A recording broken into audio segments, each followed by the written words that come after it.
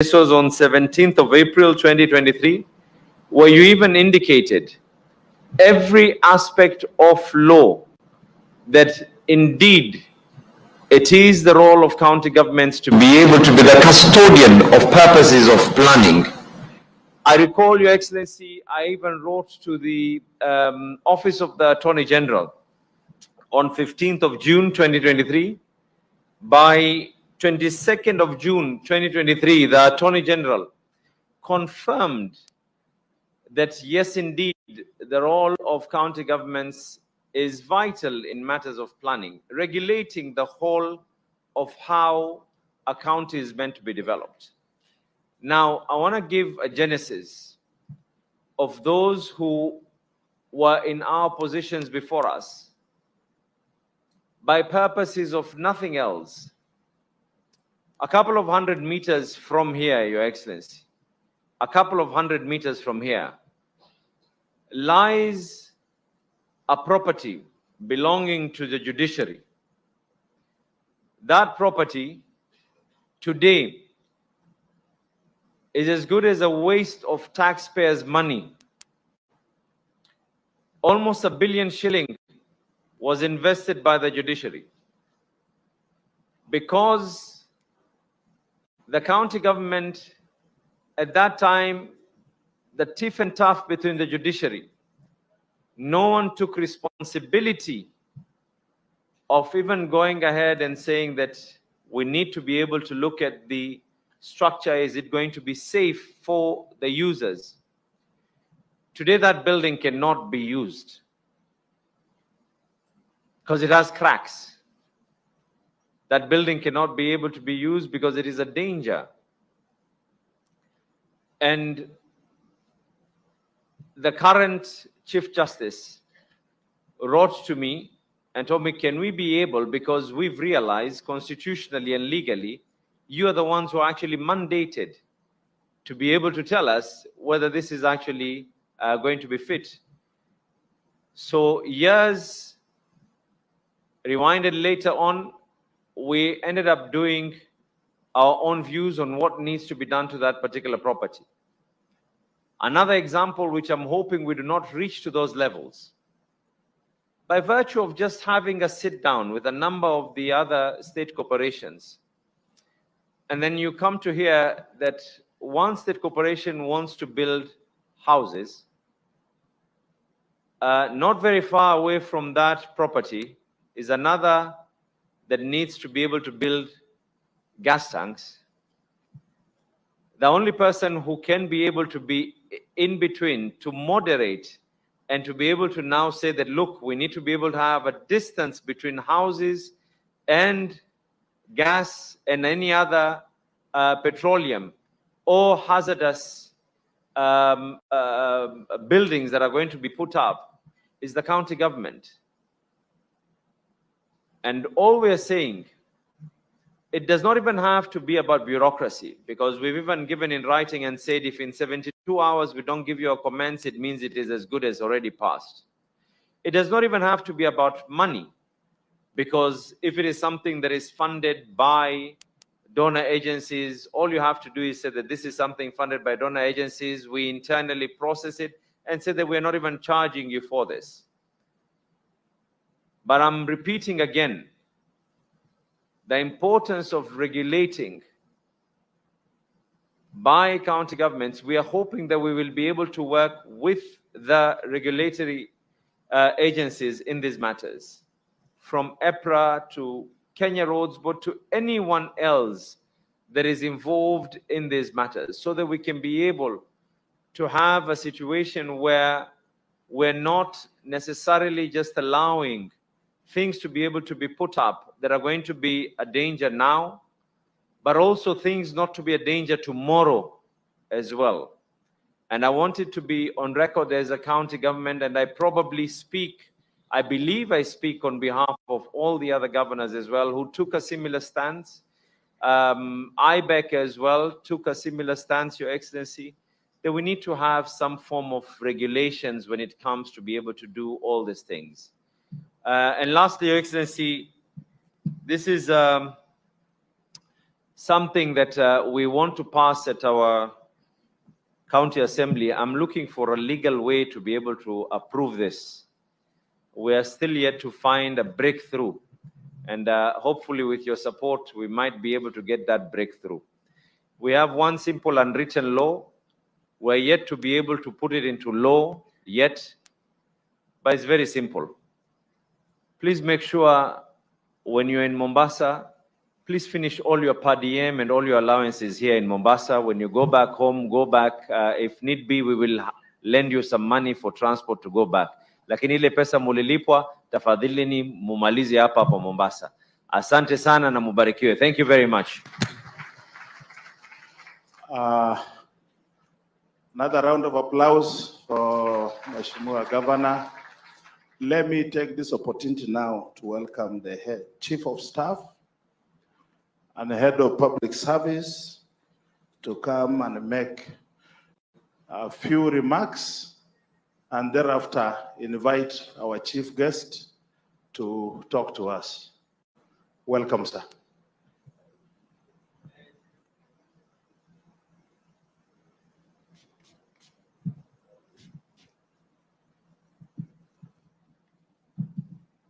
Your Excellency, the Prime Cabinet Secretary and Cabinet Secretary in charge of Foreign and Diaspora Affairs, Your Excellency, the Governor of Mombasa, Chairman of Kenya School of Government, Principal Secretaries present, CEO of Kenya School of Government, CEOs present, Chairman, staff of Executive of the President, members of the fourth estate, good morning.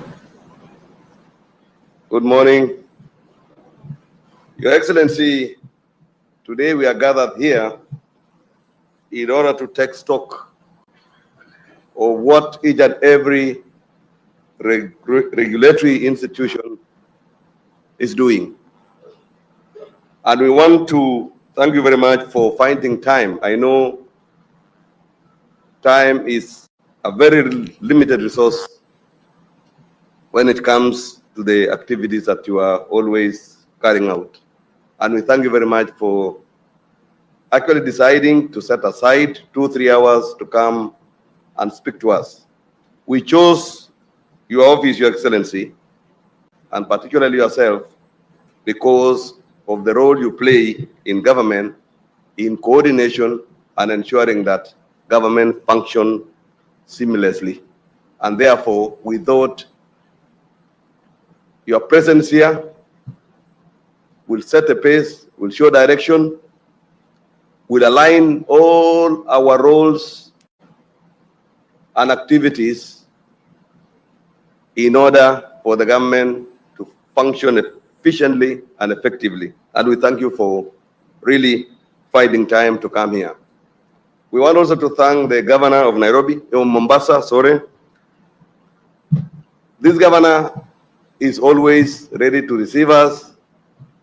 He's a team player and he's always ready to share and always ready to help wherever we need his assistance. We want to thank you. Whenever we come here, you always give us time in your office. You always avail yourself to welcome us, and you're always giving us words of wisdom when it comes to running the affairs of the public. Your Excellency, this meeting today, which is sort of a conference, was mooted several months ago. When this administration came to power, we sat in my office and we were asking ourselves, how do we make this government function? How do we make this government be efficient? And how do we make this government effective in delivery of service? So, Your Excellency, we found that the most critical team or institutions are institutions that have been mandated to regulate sectors in government. and in the country. And if we bring them together and also give them some encouragement and support so that they can run their affairs within the legal framework they have been given, within the policies that they have generated, and within the delegated power that they have been given, we know for sure not only efficiency will be seen to be done, but we will see effectiveness, and we shall have a functioning government. And I'm very happy for the last 1 year, Your Excellency, we are seeing a lot of improvement in various sectors. Your Excellency, we had a lot of challenges when it comes to the built environment. Nowadays, we can see NCA and all other agencies around it working very hard to ensure that we have order. We've been seeing a lot of improvement in our environment. NEMA is now taking charge, and we are very happy. We are seeing a lot of improvement also in our roads. NTSA is working very hard, and all those information that we are seeing is because they are working very hard, they are moving very fast, and even the public now know even the statistics that that come out of perhaps issues around regulation in that area. And all other regulators, like in tourism, like in the entire water sector, in education sector, we are very happy, Your Excellency, that there is a lot of progress. As we can see progress, we can also see room for further improvement. We want them to read again and again the laws and regulations that gives them power and authority to oversight respective sectors. We want to encourage them to wait less on instruction and implement more on what the law is telling them, so that we have equity, we have fairness, we have accountability, and we have objectivity when it comes to service delivery. Your Excellency, we always remind them every other time that as opposed to a long time ago, where all the powers was concentrated in the office of the executive office of the president, long time ago, the powers then were dispersed and devolved to these regulators. And therefore, they don't have to wait for anybody. They don't have to wait for a circular. They don't have to wait for a call. What they need to do is to remind themselves about their mandate and start carrying out and exercising their mandate as is required. So, Your Excellency, I don't have much to say today, only to thank you for coming and to really request you to give us direction, request you to talk to us in and speak to the areas that are pertinent, that can make the entire team here build synergy around delivery of service, and more importantly, to make sure that all our responsibilities in our respective sectors are aligned to the Kenya Kwanza administration aspirations and programs and the promises that they give to the people. So, Your Excellency, let me stop there. And before I do that, I want to thank the organizer of this meeting, Dr. Linda Musumba, who has been working very tirelessly. I think we need to clap for her, because I know, Your Excellency, she is not very popular, because she puts a lot of pressure on all of us. But I want to thank her because she's been driving this agenda. She's been building team spirit around the entire space. And I'm happy that we are very clear on where we are heading to. And I am sure, Your Excellency, that in another 1 year, this government will be rolling seamlessly without any hitch, because these people have known and have realized that they are very critical institutions in government. So, with those few remarks, Your Excellency, let me I want all of us to arise, and let me invite Your Excellency to come forward and address us. We can clap for the Prime Cabinet Secretary. Karibu, Karibu, Your Excellency, so that you can talk to these officers. Karibu. Thank you so much.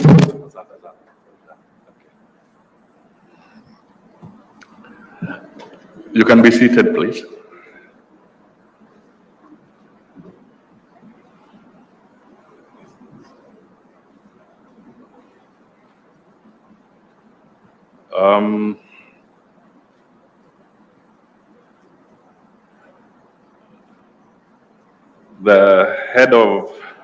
The Chief of Staff and Head of Public Service, Honorable Felix Koske, Chairman, or Chairpersons rather, of all the regulatory authorities, the CEOs present, all Principal Secretaries who are gathered here today, the Governor of Mombasa, members of various committees of parliament that could be here as well, distinguished ladies and gentlemen, good morning. Let me make my remarks, but I just want to say that we are all delighted to be in this institution. I was telling the head of public service that I didn't know that there's such a good facility here. So even when the acting director was talking about a ceiling that was having problems, I was wondering, we would not have noticed if he had not spoken about it. We are all very comfortable. So we are happy that we are here today. So let me go to my remarks. Ladies and gentlemen, I extend a warm welcome to each one of you to this interactive and consultative conference. I wish to thank the Chief of Staff and Head of Public Service for convening us all here today, where we gather with a shared purpose, essentially to review the roles and mandates of our regulatory authorities and agencies against the backdrop of emerging issues. This is a crucial endeavor that requires collective wisdom, experience, and dedication, which we must approach with an open mind, ready to engage in constructive dialogue and exchange ideas for the betterment of our regulatory regime. The regulatory landscape of our nation is the cornerstone of its economic growth, social stability, and environmental sustainability. Regulatory authorities and agencies play a pivotal role in ensuring compliance, fostering innovation, and safeguarding the interests of all stakeholders. However, in the ever-evolving global landscape, the roles and mandates of these authorities and agencies must adapt to meet emerging challenges and seize new opportunities. The impact of regulatory oversight reverberates across every facet of our economy and society, from ensuring the safety and quality of goods and services to safeguarding public health and environmental sustainability. Regulators serve as the guardians of our collective well-being and prosperity. There is no doubt that our nation's progress and future hinges on the strong regulatory bodies. Accordingly, we must be forward-thinking and innovative and breathe new life into our regulatory authorities and agencies.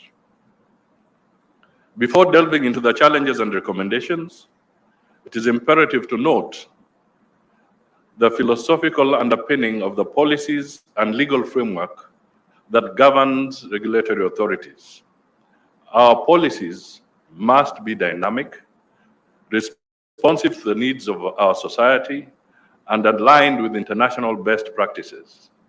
Similarly, our legal framework should provide clarity, consistency, and enforceability to enable these entities to fulfill their respective mandates effectively.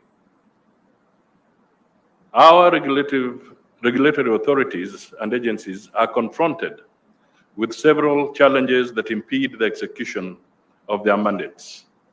These range from bureaucratic inefficiencies to resource constraints, from regulatory capture to technological disruptions. The hurdles are enormous.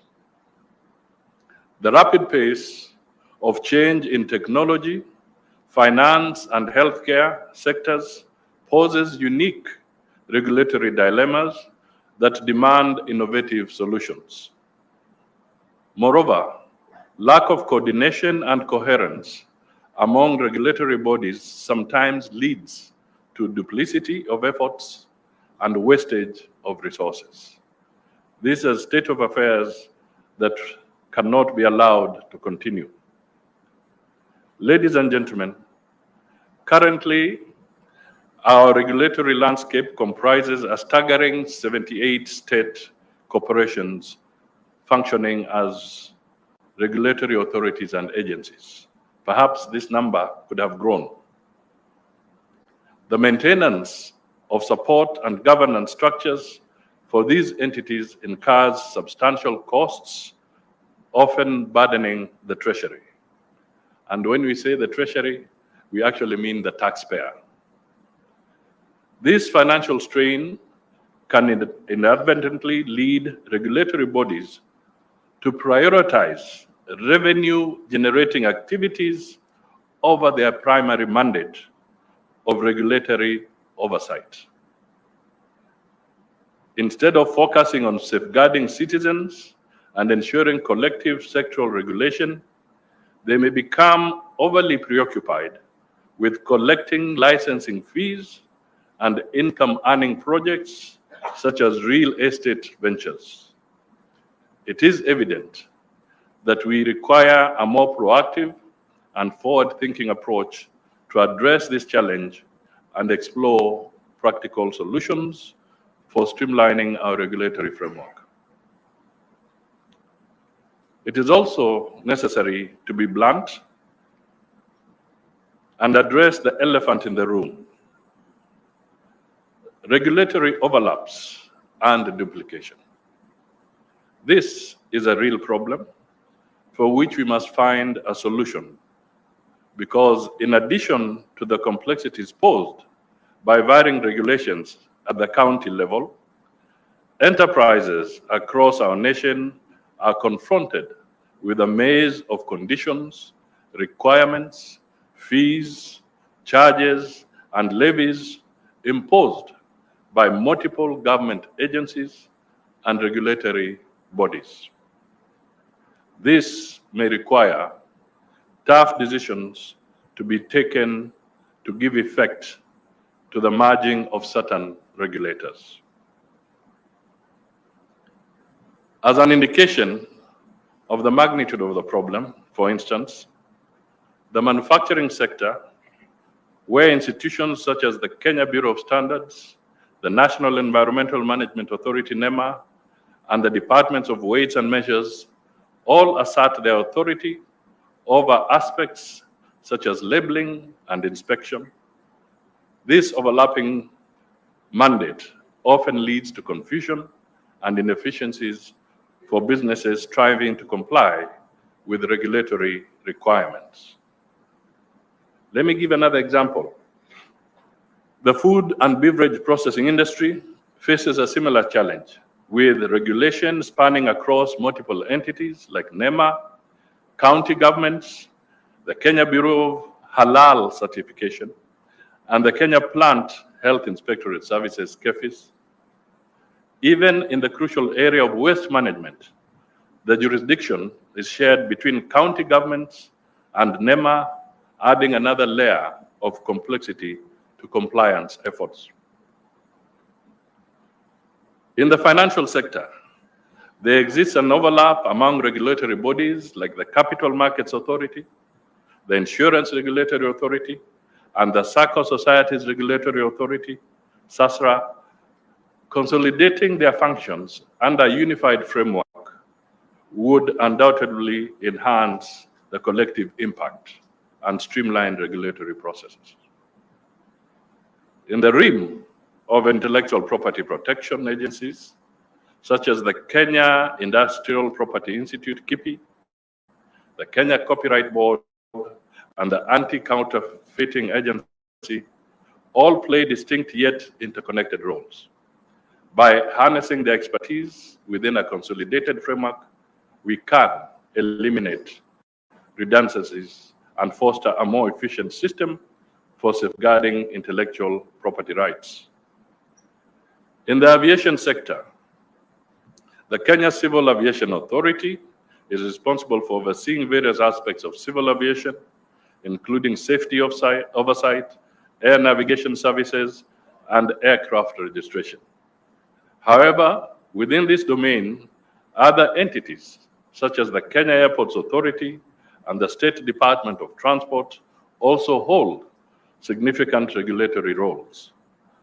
While the Kenya Civil Aviation Authority focuses on safety and regulatory compliance, Kenya Airports Authority manages airport infrastructure and operations, where there is often a duplication of efforts and conflicting directives. Furthermore, there is an element of uncertainty in some quarters with regard to which of these entities should oversight training schools, given that their roles are cross-cutting. I am aware that on account of the regulatory environment in aviation, we now have a situation where businesses prefer to have their aircraft serviced in Uganda and as far as Egypt, thus denying Kenyan businesses the opportunity. On this one, I can even emphasize that we have a situation where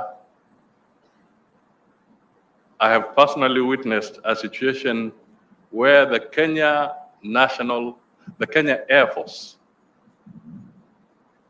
which actually boasts of the best engineering people in aviation, are struggling for more than a year to actually get a maintenance license. Kenya Air Force being taken in circles. That speaks volumes. The examples above are not exhaustive, and they are by no means the only instances where there are actual and perceived overlaps. These examples are provided so that we can start a conversation on enhancing the efficiency and the effectiveness of our regulatory authorities and agencies. In doing so, ease the burden on the exchequer and make it easier to conduct business in Kenya, not just for our citizens, but also to attract foreign investments. As we embark on this journey of revitalization and re-energization, let us draw inspiration from global best practices and benchmarks. Benchmarking against international standards of regulatory excellence will help us glean valuable insights and identify innovative approaches to enhance the effectiveness and efficiency of our regulatory framework. Please do not interpret this as a carte blanche to now arrange for benchmarking trips. My intention here is to provoke you to research online using available technology and infuse global best practices into our local regulatory environment. And I can tell you that the head of public service will not approve certain travels because they end up on his desk. So, ladies and gentlemen, I wish to express appreciation to the head of the public service for taking the lead in streamlining the regulatory authorities and agencies. And in this, I was telling him that to the best of my reflection, and I've been around government for some time, I cannot recollect when regulatory authorities in particular were convened to have this kind of dialogue. There are usually other convenings, but this one is a unique one, just focused on the regulatory. I also want to commend the head of public service for one very significant move. The powers of the Inspectorate of State Corporations had been curtailed for 7 years. Remember that. Remember the 7 years of Egypt. Because the previous administration had not facilitated the appointment of the State Corporations Appeals Tribunal, a necessary tool to give effect to the surcharge mandate of the Inspectorate. Under the guidance of the head of public service, tribunal members and the chairpersons were appointed, and the Inspectorate now has the power to surcharge. This power to surcharge is a critical tool in the war against corruption. 7 years. Just imagine. 7 years. People, by design, just making sure an entity of government is rendered dysfunctional, deliberately. As we speak here, as I talk about 7 years there, try and reflect, you as a regulator, if you go into your archives, how long have you taken to dispense with a decision that is required so that a business decision can be made one way or the other? Have you had it for 7 years? Have you had it for 5 years? Have you had it for 3 months? This is a time for us to look at ourselves internally. And don't say, I'm looking at you because I'm pointing a finger at you. If you know there is something like that, this is a time for you to reform yourself. With regard to the issue of corruption, the Ethics and Anti-Corruption Commission recently released the National Ethics and Corruption Survey 2023. The EACC also provided a template on the common weaknesses and loopholes in MD.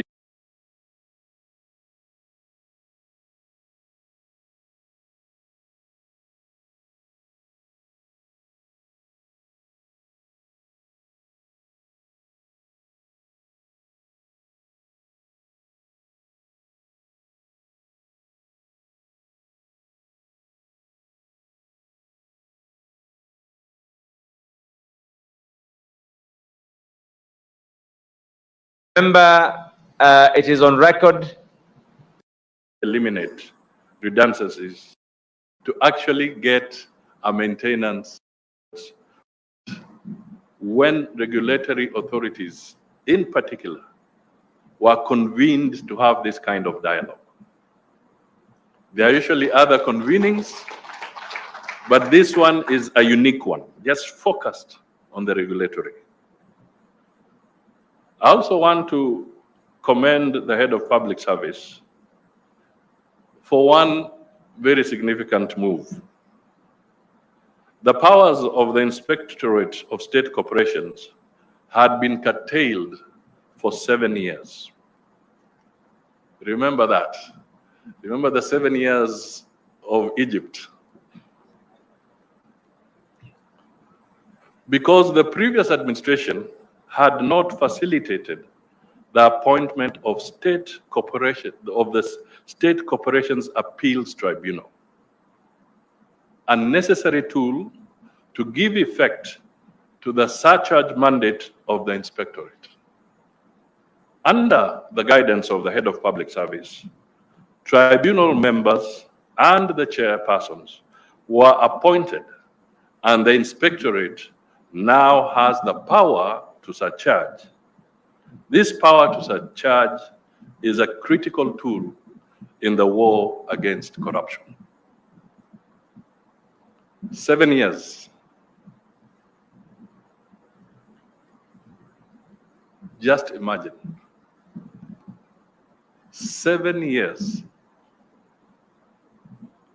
People by design just making sure an entity of government is rendered dysfunctional deliberately.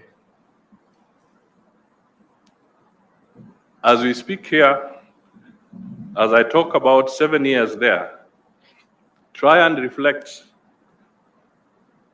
you as a regulator, if you go into your archives, how long have you taken to dispense with a decision that is required so that a business decision can be made one way or the other? Have you had it for 7 years? Have you had it for 5 years? Have you had it for 3 months? This is a time for us to look at ourselves internally. Because I'm pointing a finger at you. If you know there is something like that, this is a time for you to reform yourself. With regard to the issue of corruption, the Ethics and Anti-Corruption Commission recently released the National Ethics and Corruption Survey 2023. The EACC also provided a template on the common weaknesses and loopholes in MD.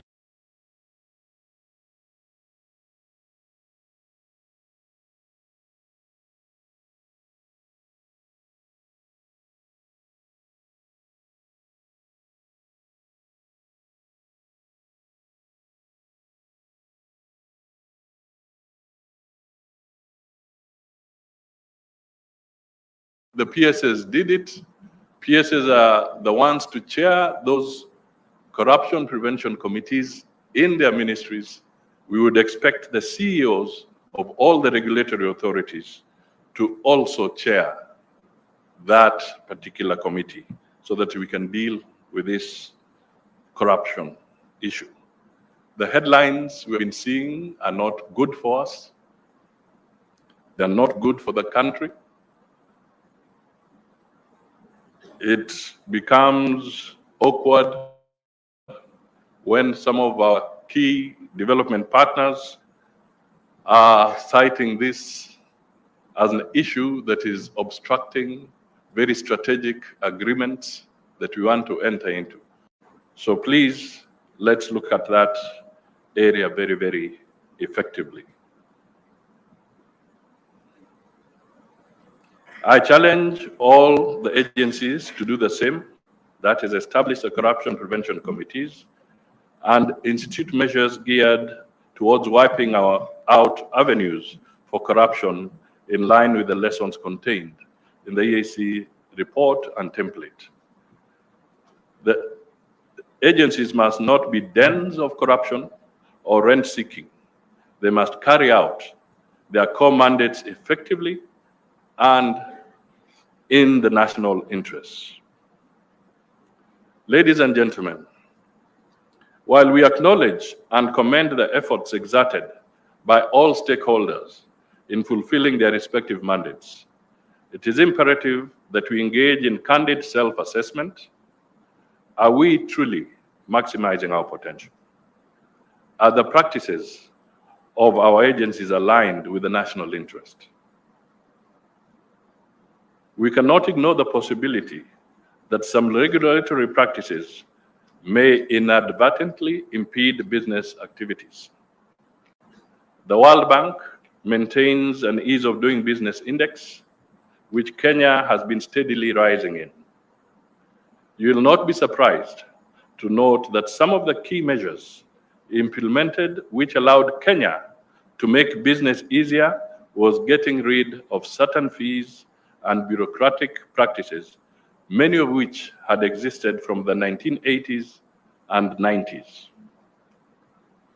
Upon examination, it was discovered that regulators often imposed fees, even nominal fees ones, as low as 1,000 shillings for issuing certificates, often merely as a procedural formality. However, the administrative expenses incurred in collecting such amounts, including maintaining infrastructure and staff, sometimes surpass the total revenue collected. It is evident that this scenario is not unique and likely extends across numerous regulatory agencies. The agencies must consider the ramifications of their actions and procedures on the economy and the ease of conducting business. In today's global landscape, efficiency and economic competitiveness are paramount. Therefore, it is imperative that our agencies adopt a mindset that prioritizes alignment with these principles. It is also imperative for regulators to take a proactive stance in recognizing emerging trends and promptly addressing them to safeguard the well-being and lives of our citizens. I urge all relevant entities to intensify their efforts, foster collaboration with pertinent stakeholders, and implement robust measures to tackle pressing issues effectively. We must critically evaluate whether resources are being allocated to the core functions of regulatory bodies. If funds are being diverted towards income-generating projects at the expense of fulfilling the core mandates, it signals a significant problem that demands immediate attention. Ladies and gentlemen, I wish to propose some recommendations to address the issues at hand during our deliberations. 1, enhanced coordination. We must foster greater collaboration and coordination among regulatory authorities to ensure coherence, reduction of redundancies, and facilitation of information sharing. Secondly, capacity building. Investing in the capacity building of the regulatory personnel is paramount. Continuous training programs, knowledge sharing initiatives, and exposure to best practices from around the globe to empower our regulatory workforce to navigate complex regulatory landscapes with confidence and competence. Third, regulatory reform. Agencies ought to embrace regulatory reform initiatives to streamline processes, reduce regulatory burdens, and promote regulatory efficiency. Fourth, embracing technology. Leveraging technological advancements such as artificial intelligence, blockchain, and big data analytics to enhance regulatory oversight, enforcement, and compliance monitoring. Fifth, stakeholder engagement. Fostering meaningful engagement with industry stakeholders, civil society organizations, academia, and the public at large, soliciting feedback, addressing concerns, and fostering a culture of transparency and accountability to enhance regulatory legitimacy and public trust. In my role as Prime Cabinet Secretary, collaborating with the Chief of Staff and Head of the Public Service, I undertake to highlight and give prominence to this very noble campaign of revitalization and re-energization of our regulatory authorities. In my extended mandate as the Cabinet Secretary for Foreign and Diaspora Affairs, I undertake to designate an officer to work with the regulatory authorities on best global practices that will enhance visibility and ensure optimal performance, leading to stellar service delivery to the people of Kenya. I wish to express my gratitude to each and every one of you for your unwavering dedication and commitment to the revitalization and re-energization of our regulatory authorities and agencies. Together, let us seize this moment as an opportunity to effect meaningful change, inspire transformative action, and propel Kenya towards a future of unparalleled opportunity and prosperity. Together, let us harness the collective wisdom, expertise, and commitment in this room to chart a course towards regulatory excellence and therefore national prosperity. Ladies and gentlemen, before I just conclude, let me just highlight one or two other issues. I had the opportunity to accompany His Excellency the President, Dr. William Ruto, to a state visit in India. And we happened to be sharing a table with him and the Prime Minister Modi and the Minister for Foreign Affairs and the Minister responsible for infrastructure and all that space, the two of them. We then had a conversation with the Minister responsible for infrastructure, and he made some revelations that were both shocking but amazing. He said that in the last 10 years of Modi's leadership, they had been able to add another 40,000 kilometers of electric rail to the Indian infrastructure. 40,000 kilometers of electric rail. I was shocked. And in the process, he said they are ready to share with us their applications, some of the things they use in their technology to handle the issue of way leaves. Maybe it's already with the Ministry of Transport, I don't know, but if not, the Indian government is ready to give us this on a pro bono basis. Because way leaves, for instance, which was referred to by both the head of public service and the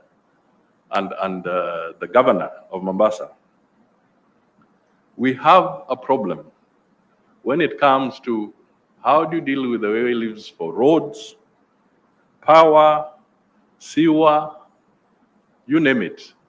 Fiber optic, they converge.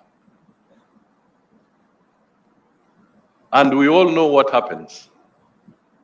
When they converge, people come at different times. They dig a hole or a trench, they disappear. Another one comes, digs another one, disappears. And there's no coordination.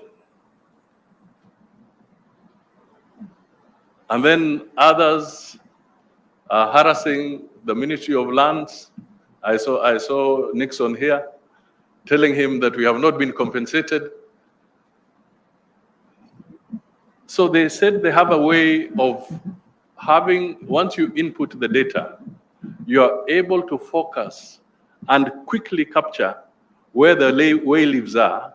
And from there, you can make a forward attempt, divert that, and avoid this expense of compensation, which we know was the primary cost escalator in our own railway construction in this country. So we have an opportunity. We can do it. And it means that regulators must talk to each other, including the county governments. We must also look at ourselves.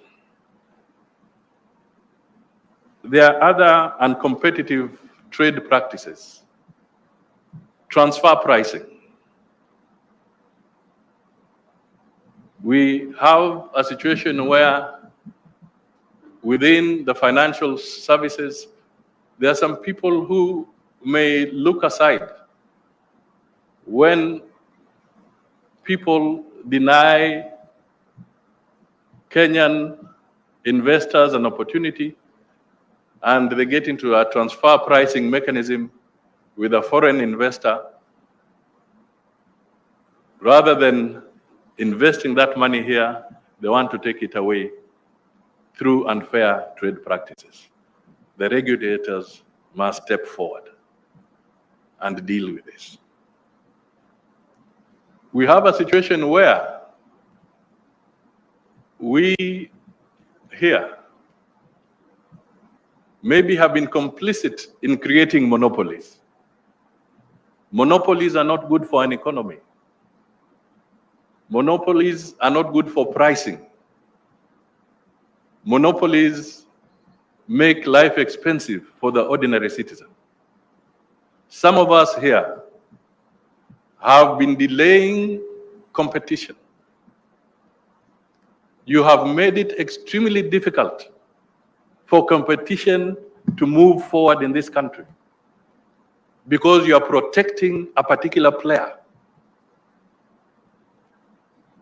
So you are giving him an advantage of becoming a monopoly, and you have the chance of inviting competition. Competition is what will bring prices down.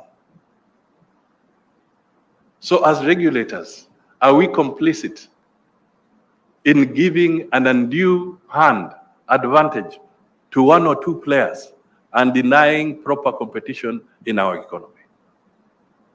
And if we deny competition, investors run away. We don't create the jobs that we should be creating. So, can we also have an opportunity to inwardly look at ourselves in those matters? Am I sitting on a mining license for too long? And in the process, you're not allowing competition in the mining sector. Am I sitting on facilitating people in a blue economy and therefore making it difficult for others to come and process and invest in the blue economy to provide competition and jobs because I'm hoping to give an advantage to somebody? These are the fundamental questions that we ought to ask ourselves as regulators. And I'm sure if we answer ourselves honestly, we shall be able to transform this country in the direction that the president wants. Some of you may have been there when he called the heads of parastatals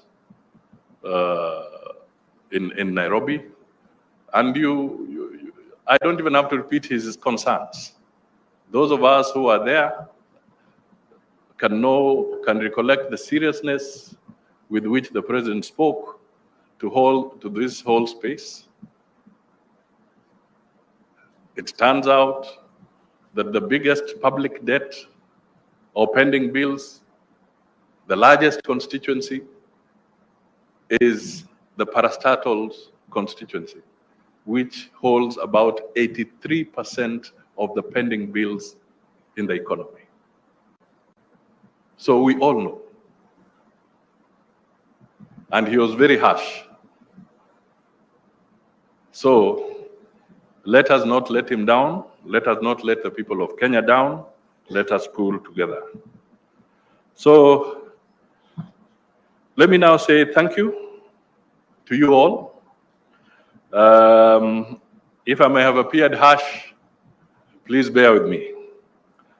But may your deliberations be fruitful and our endeavors be blessed with success. Ladies and gentlemen, it is now my distinct pleasure and honor to declare this conference officially open. Thank you all, and God bless you all. Asante.